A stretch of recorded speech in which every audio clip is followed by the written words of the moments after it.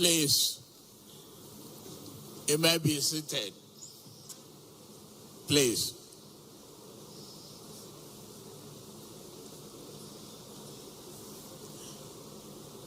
Great public servants,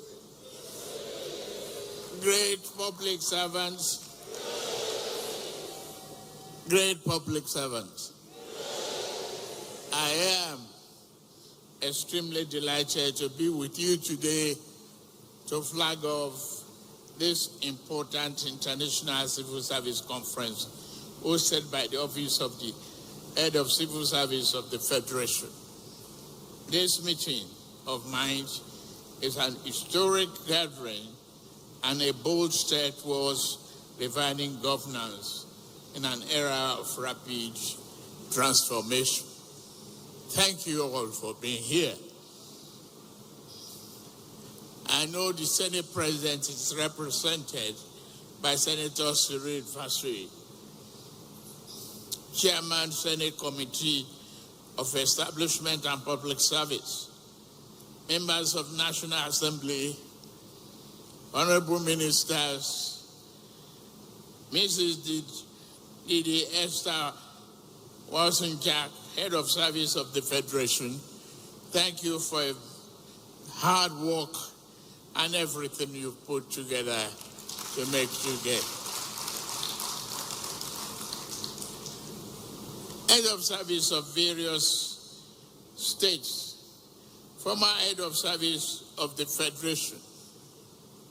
No matter how and where the political history of any nation stands,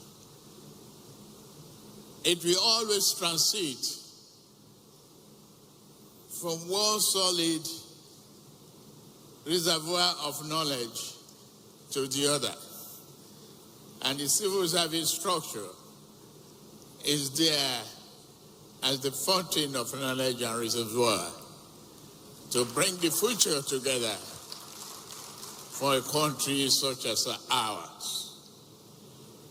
The maiden conference today with the theme Rejuvenate, Innovate, and Accelerate is timely, apt, and compelling. It captures our collective ambition to reimagine and reposition the civil service.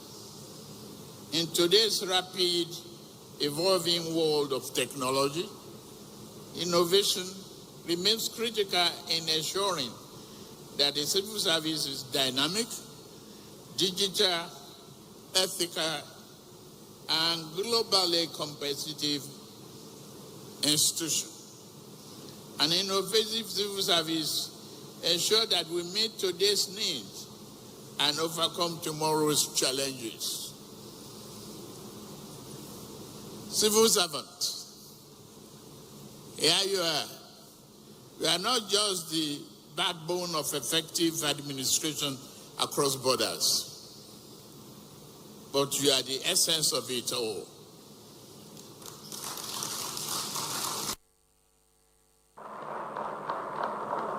I thank United Nations and government of United Arab Emirates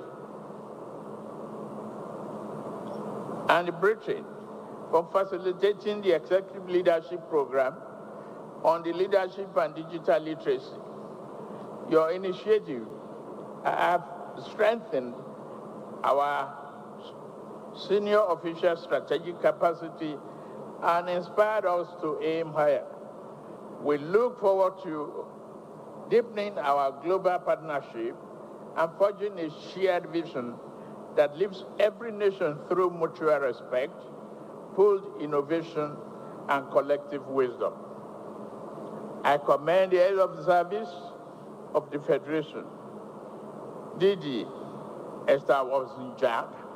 Thank you very much for outstanding leadership and tireless pursuit of the reform.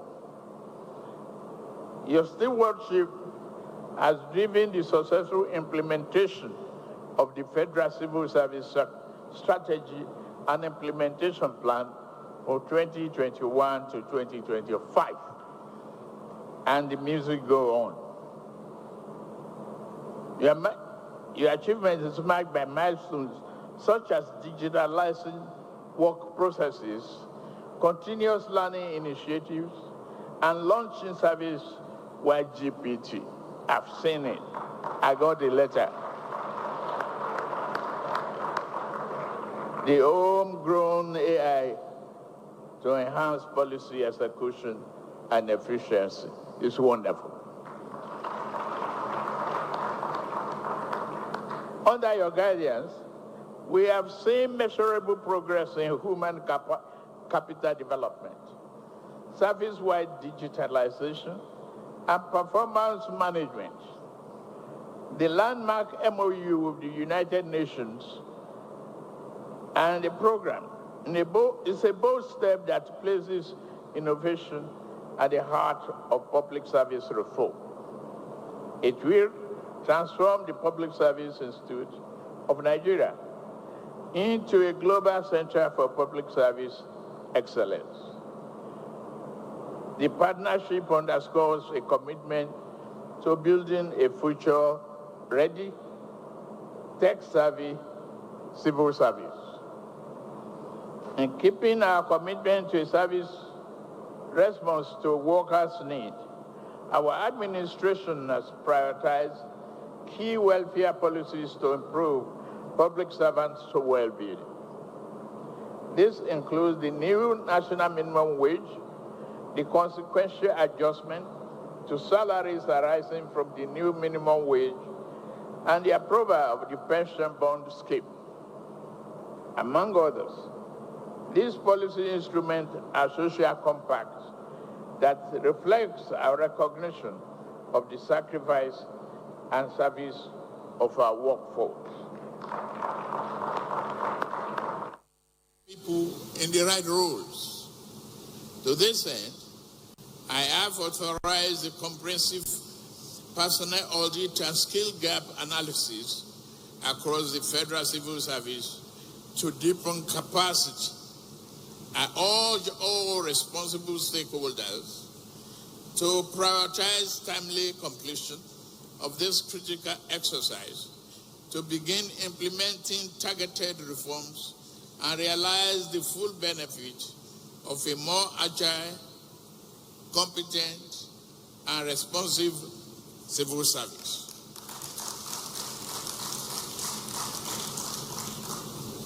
Accurate, secure, and sovereign data is the lifeblood of every reform we pursue.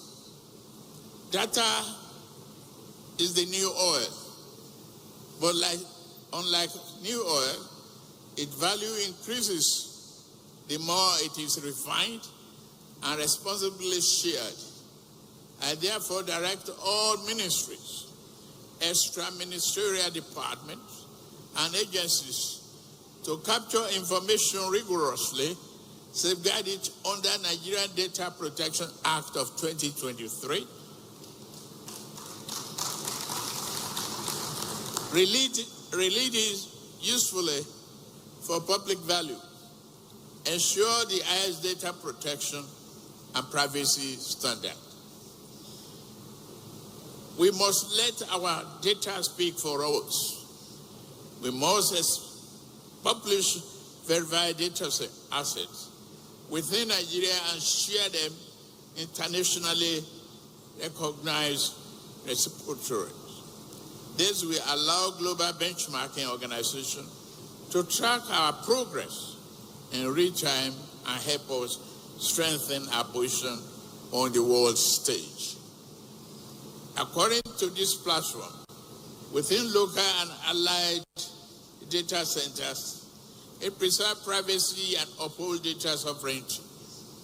Upon this foundation of trusted, protected, and globally accessible information, we shall practice evidence-based governance, climb international ranking, and build a proactive public service that anticipates the need of every Nigerian.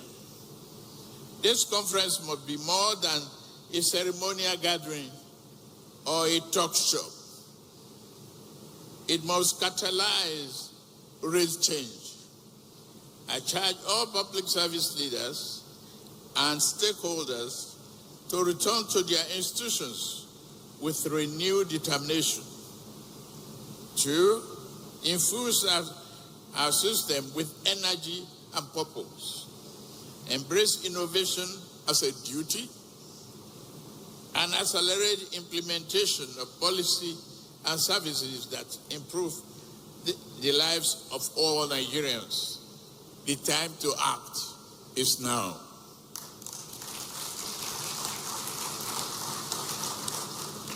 Today, we must unite under the shared idea of service excellence.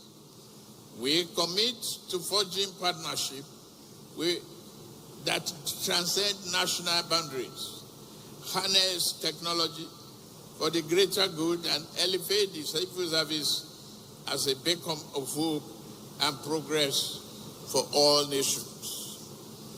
On this note, I declare the 2025 International Civil Service Conference open.